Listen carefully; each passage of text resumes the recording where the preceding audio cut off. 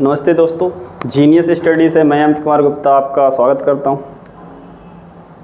बहुत दिनों बाद आज क्लास हो रही है और आज पढ़ेंगे त्रिकोणमिति का परिचय, इंट्रोडक्शन टू ट्रिग्नोमेट्री। जो आप देखेंगे त्रिकोणमिति, थोड़ा सा देखिए त्रिकोणमिति बताती क्या है आपको। त्रि प्लस कोण अर्थात तीन कोण, तीन प्लस कोण। त्रि माने तीन, कोण माने कोण, मिति माने रचना। क्या बेटा? मिति मीन्स रचना। ये जो त्रिकोणमिति है जो तीन शब्दों से मिलकर बनी होती है। त्रि मीन्स तीन, कोण माने कोण, मिति मीन्स रचना। अर्थात एक ऐसी रचना जिसका निर्माण तीन कोणों से हुआ हो। और आपने कक्षा 9 में पढ़ाया था कि जितने कोण होंगे उसमें उतनी ही भुजा होगी। और समझिए बेटा, तीन कोण किसमें होता है? त्रिभुज में। और तीन कोणों से मिलकर जो बनी होती संरचना होती है उसे त्रिभुज पढ़ते हैं। और जो त्रिकोणमिति है इसमें केवल हम समकोण त्रिभुज के बारे में पढ़ते हैं। जो कोई आपसे पूछेगा त्रिकोणमिति इसका नाम क्यों पड़ा, जो बता दिए। सबसे पहले इसके अंतर्गत तीन कोणों के बारे में पढ़ते हैं और तीन कोणों के बारे में त्रिभुज आता है। और इस त्रिभुज में इसमें केवल हम इस चैप्टर में क्या पढ़ते हैं? समकोण त्रिभुज के बारे में पढ़ते हैं। तो समकोण त्रिभुज आप जानते हैं कि एक ऐसा कोण जिसका एक कोण क्या हो बेटा? 90 अंश हो। एक कोण क्या हो? 90 अंश हो। बाकी सभी क्या हो? न्यून कोण। वो क्या कहलाते हैं? समकोण त्रिभुज कहलाते हैं। जो आप याद रखिएगा, ये क्या है बेटा? 90 अंश। तो मान लीजिए ए बी सी एक त्रिभुज है। और कैसा त्रिभुज? जिसमें त्रिभुज ए बी सी में आप देख रहे हैं जैसे कि एंगल बी क्या है बेटा? 90। एंगल बी क्या है? 90। तो कोई ये हो कि सर हमें पता कैसे चलेगा, तो एक याद रखिएगा, एक बिल्कुल स्ट्रेट होगी, बिल्कुल खड़ी होगी, एक बिल्कुल लेटी होगी। खड़ी और लेटी ये एक दूसरे को जहाँ पे बेटा मिल जाए तो वहाँ पे कौन सा कोण बनेगा? 90 अंश का बनेगा हमेशा। एक बिल्कुल स्ट्रेट हो, जैसे देखिए मैं कहाँ पे खड़ा हूँ? धरती में खड़ा हूँ। तो धरती से मैं कितने अंश का कोण बना रहा हूँ? 90 अंश का। तो जो बिल्कुल स्ट्रेट खड़ी हो जिस पर, देखिए खड़ी किस पे है? BC पर। कौन खड़ा है?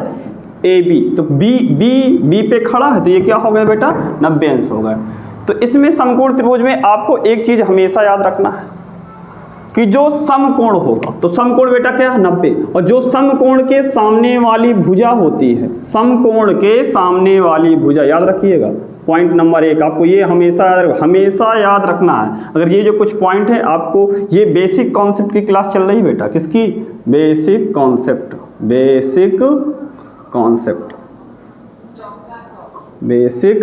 कॉन्सेप्ट। इसमें एक भी सवाल नहीं करवाए जाएंगे। अगर आपको ये क्लास आ गई तो आगे के जो आने वाले सवाल हैं बहुत इजी लगेंगे। तो देखिएगा, तो क्या मैं बता रहा हूँ कि समकोण के सामने,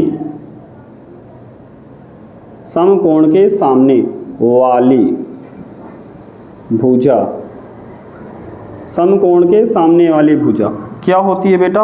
वो हमेशा कर्ण होती है। समकोण के सामने वाली भुजा कर्ण होती है। क्या होती है बेटा? कर्ण होती है। कर्ण याद रखिएगा, क्या होती है बेटा? कर्ण होती है। क्या होती है? कर्ण होती है। कर्ण होती है।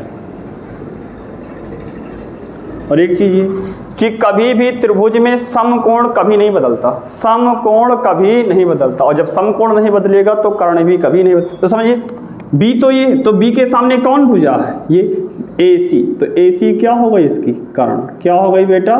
कर्ण। क्या हो गई? कर्ण। तो सेम इस वाले त्रिभुज में देखेंगे PQR, ये एक त्रिभुज, ये क्या है? त्रिभुज है, जिसमें आप देख रहे हैं ये खड़ी है, बिल्कुल स्ट्रेट खड़ी, और ये परी। इसमें खड़ी ये भी इसमें, लेकिन देखिए स्ट्रेट नहीं खड़ी। और जो मैंने कहा स्ट्रेट खड़ी हो वहाँ पे हमेशा 90 अंश का कोण। और समझिए जब ये Q क्या है इसमें Q क्या है? समकोण। 90 अंश का मतलब क्या होता है? समकोण। अगर ये समकोण है तो कर्ण कौन सी होगी? सामने वाली में। तो Q के सामने कौन? P R. तो ये हो गई बेटा कर्ण। क्या हो गया बेटा? कर्ण। तो आपको समझ में आया कि नहीं आया? जो P R है वो क्या है? कर्ण। क्या है बेटा? कर्ण। क्या? कर्ण। और दूसरी बात देखें तो एक चीज फिक्स हो गई कि सर समकोण के जो सामने होगी वो हमेशा क्या होगी? कर्ण होगी। अब दूसरी बात देखें, दो चीजें आपको पिकअप करनी है, कर्ण और लंब। तो कर्ण आपको सबको आ गया, अब लंब समझिएगा। मान लीजिए कोण ये है, कोण ये, कोण को मैं मान रहा हूँ थीटा। क्या मान रहा हूँ बेटा? थीटा। तो दूसरा नोट है, याद रखिएगा, दूसरा नोट क्या है कि कोण के सामने, क्या बेटा? कोण के सामने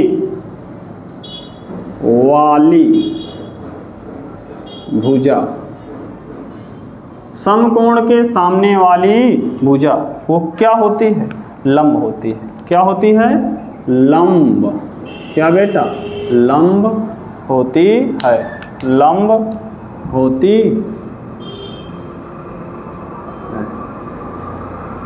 समकोण के नहीं बेटा, कोण के सामने वाली भुजा लंब और समकोण के सामने वाली भुजा कर्ण।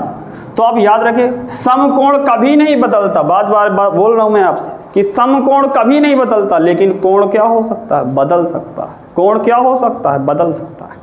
तो ये देखिए, अच्छा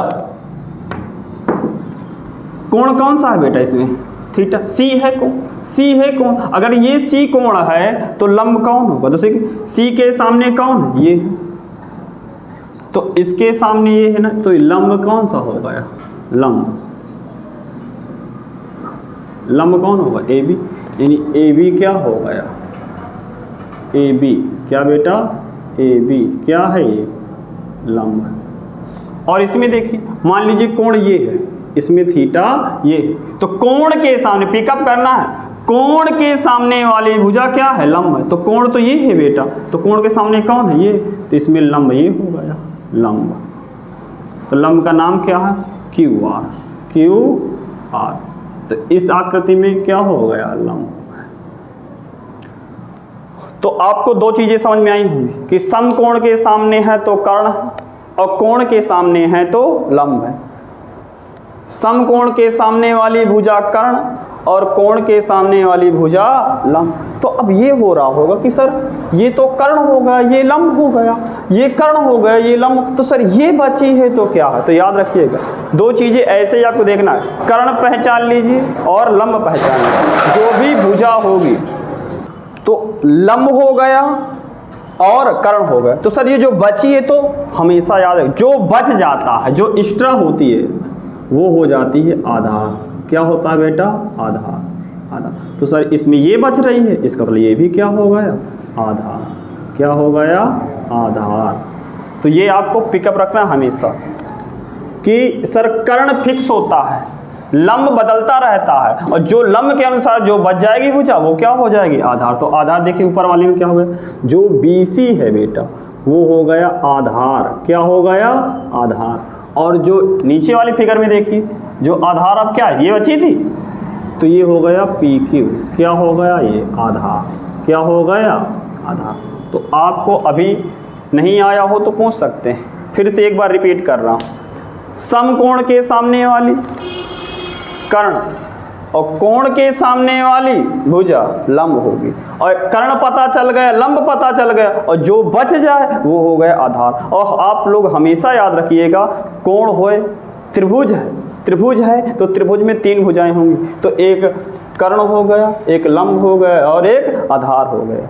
एक आधार, तीनों भुजा के बारे में पता चल गया। फिर से एक बार रिपीट कर रहा हूँ कि कर्ण के सामने वाली समकोण के सामने वाली कर्ण होती है, कोण के सामने वाली लंब होती है, और जो बच जाए वो क्या हो जाता है? आधार। तो एक तो आपने पढ़ा होगा पाइथागोरस प्रमेय। पाइथागोरस प्रमेय,